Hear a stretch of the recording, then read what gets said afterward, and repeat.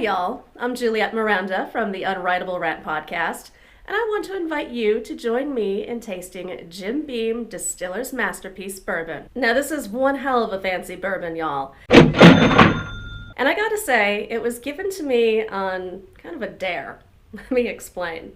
So I'm hanging out with my guy and a friend of ours, and we're just sitting around drinking a whole lot of bourbon, and we start talking about what we like about bourbon, because we're all big drinkers, and we like to talk about this stuff. And I made something of it was a really, really obnoxious thing to say. I said, I would rather drink mellow corn bourbon than Jim Beam. I don't know what possessed me to say that.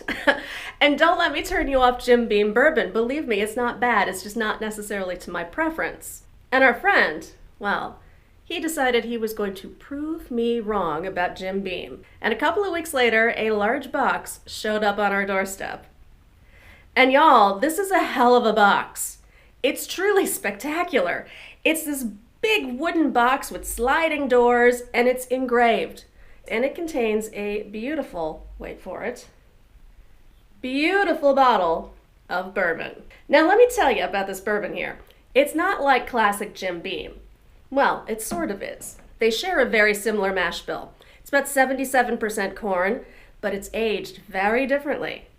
This is extra aged bourbon. So it goes through the usual distillation process. It gets thrown in a barrel and put in a very special place in the rickhouse. Master distiller Fred No selected this place specifically because he believes this is where bourbon tastes best. And you gotta admire that kind of specific science. I mean, these barrels, they do crazy things in the heat and in the cold. They expand, they contract, and well, apparently this special place in the Jim Beam warehouse makes pretty spectacular bourbon. Now, after it's aged in there, it is aged again in PX sherry casks. And this is going to give the bourbon a really kind of interesting, sweet, sort of rum-like flavor almost. And I'm very, very curious to see how this tastes.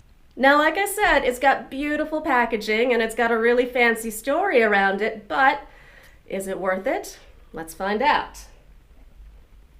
Now, in the glass, this is very pretty. Definitely has a lovely caramel sort of color. It's got great legs. It's a little oily. It does smell good. It's about 100 proof, so it doesn't have that really high potent sort of alcohol smell. You can tell that this is aged, but let's give it a taste.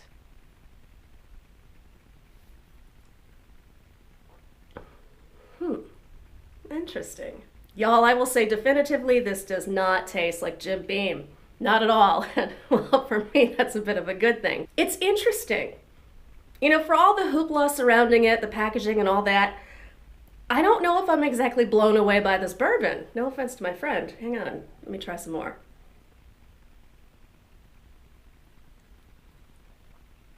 Oh, it's good.